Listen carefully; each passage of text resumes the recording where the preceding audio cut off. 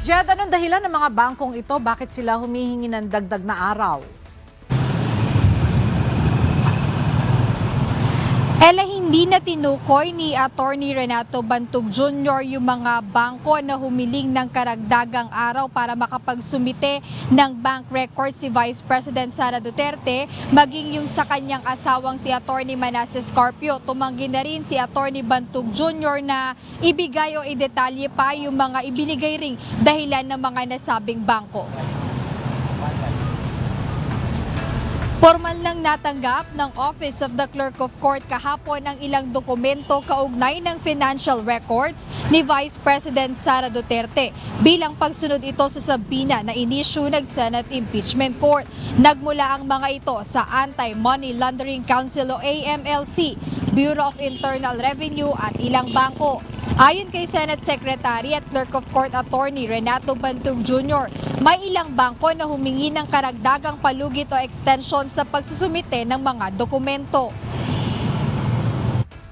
I would not name the banks, but some banks ask for additional time to produce the other subpoena documents. Bakit daw, sir?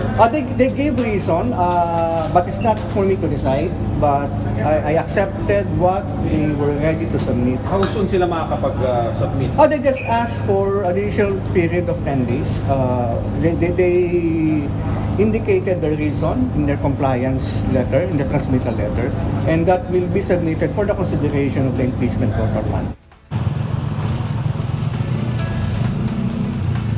Samantalang nilinaw ng Clerk of Court na hindi pa naiisa-isa o nadedetalye ang mga nilalaman na mga natanggap nilang dokumento dahil kasalukuyan pa itong sumasailalim sa inventaryo. Dagdag ni Attorney Bantug Jr. dahil hindi pa kumpleto ang mga dokumentong ito ay hindi pa nila mabibigyan ng kopya ang House Prosecution Panel maging ang defense team ni Vice President Sara Duterte. Binigyang diin niya na kinakailangan din ng instruction mula sa presiding officer o mismong sa impeachment court bago nila ilabas ang kopya ng mga financial records.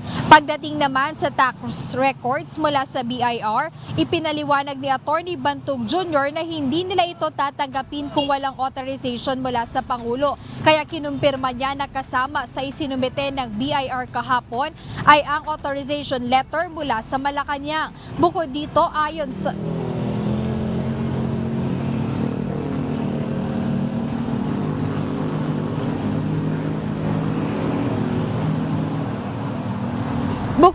ayon sa impeachment court, mahigpit ang seguridad at chain of custody ng mga dokumento.